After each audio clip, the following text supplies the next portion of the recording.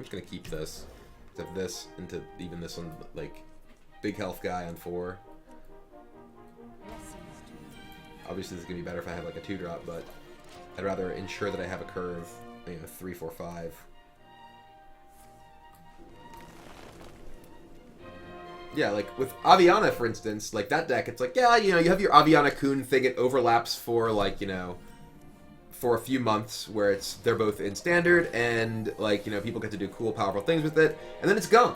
And that's just not the case with like Auctioneer, because that entire deck is basically classic. Obviously, like Tomb Pillager goes away, but you are dealing with a very different situation. I mean, it's the same thing I honestly, like, for a long time, have felt about Freeze Mage. Like, Freeze Mage, and it's not even about, like, is the deck too powerful? It's just that there's this same shell of, like, a deck that's just been around for forever, and, like, that's not terribly fun if that's, like, a regular competitive archetype.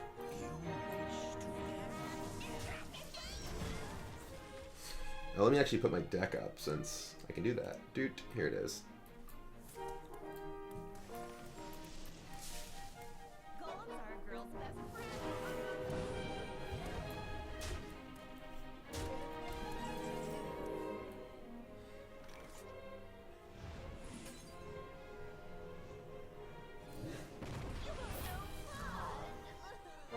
Kill this, heal this. Okay, let's take the Reno graphic off.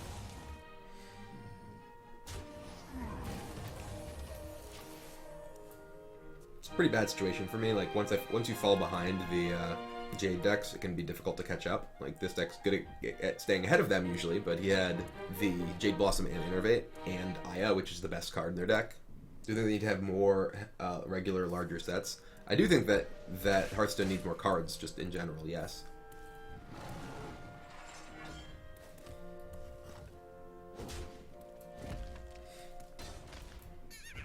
This guy with his 4/4 playing as my priest. Very rude. Ooh, Mulch has the possibility of being really powerful. Just a removal spell. Considering he's quitting after Reno rotates because he built Reno Mage. Well, so the thing is, like, you'll still be able to play, like, with Kazakus. You won't be able to play with Bran and Reno, but, like, if every deck was just a Bran, Reno, Kazakus deck for forever, like, how fun is that? Is that actually fun? Isn't it more interesting if, like, there's a greater variety of different decks that you have, the possibility of playing?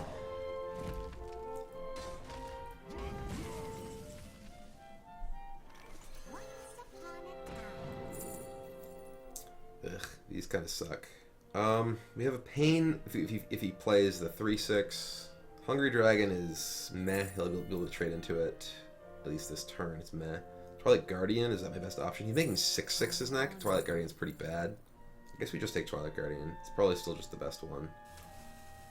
Yeah, and one thing that I think is really important for them to do is actually support the Wild format. If your cards rotate to Wild, but, like, there's Wild tournaments and, like, people feel like they enjoy playing Wild competitively on a regular basis, then, it's not, your cards aren't gone. They're just in Wild now. And I feel like Blizzard really dropped the ball on that one, because there has been no real support for Wild whatsoever as a format, which means that, like, players... Oh my god, why are there such terrible dragons? There's like a Twilight Drake?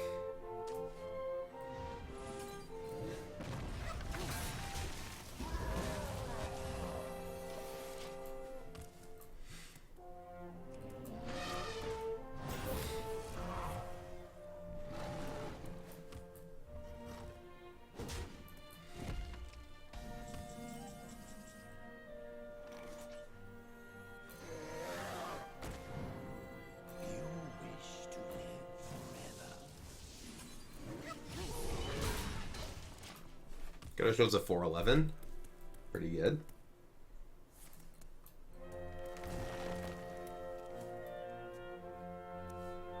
And Jeffrey Springer, I completely agree with you that the problem is that their original approach of we'll just nerf some cards in the classic set made Wild bad.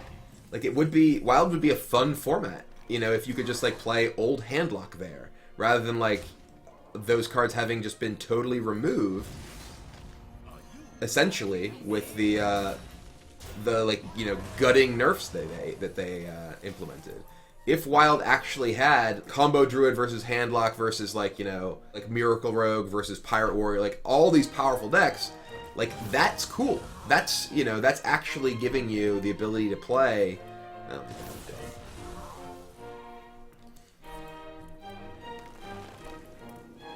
That's actually giving you, like, you know, some sort of character in Wild. Wild is something. It's a format that has, like, you know, things going on that are unique to it, as opposed to just being like these, you know, watered down versions of all these old decks.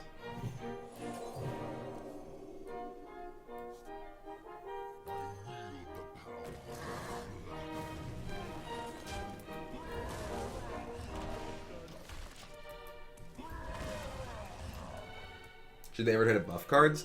There's not really... Oh, wow. Got a Peddler, so all his stuff's discounted. Because it's not like he plays non-Druid cards. He's playing a Druid deck. All their cards are good.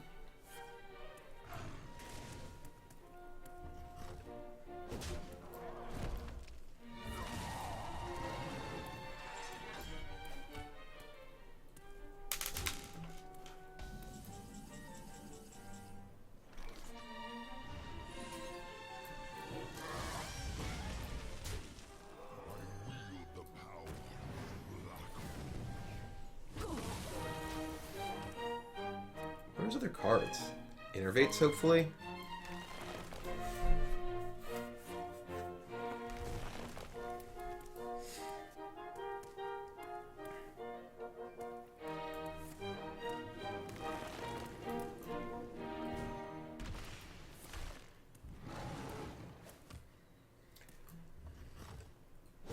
Alright, well maybe I'm not dead. What are these cards?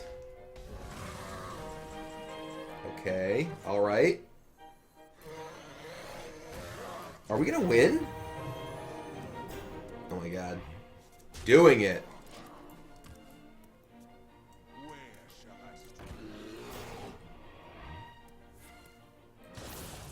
Why didn't you make a 9/9 last turn?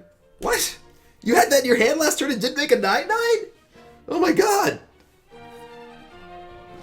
I think my opponent was like, I'm gonna play for the long game. Mulch, okay. Give me a giant dragon. That's a giant something! Well, I can attack here, I can go here, here, and just play that in Nubarak, which is actually almost big enough to kill this. I can also, I guess no matter what, I want to powered shield this. Because I can attack here, Holy Nova, I hit him for 7, then I play this and this. I think I want the Anubarak in play. Yeah. This could also just start grinding out some of these giant guys. He's out of the ability to go infinite. Living Roots, okay.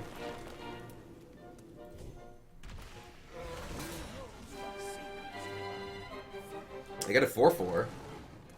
I'm saying I'd hit for 7, including the damage from Holy Nova. That's what I was talking about there. Alright, so 12, we have 8, 9, 10, 11. We're 1 off. We want to kill this just in case. Or do you just want to put him to 1? What can he have? He has like a Jade Behemoth. I think we just put him to 1. He's already played both Jade Spirits. Like, what other battle cries are there? There's nothing really, right? Other than Behemoth, which I would win through on board. Yeah. So we just want to go straight to face. Put him to 1.